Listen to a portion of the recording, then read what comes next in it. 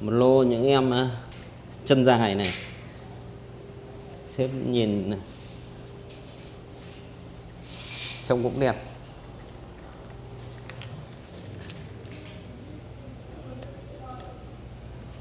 Đây là cái viền nhé.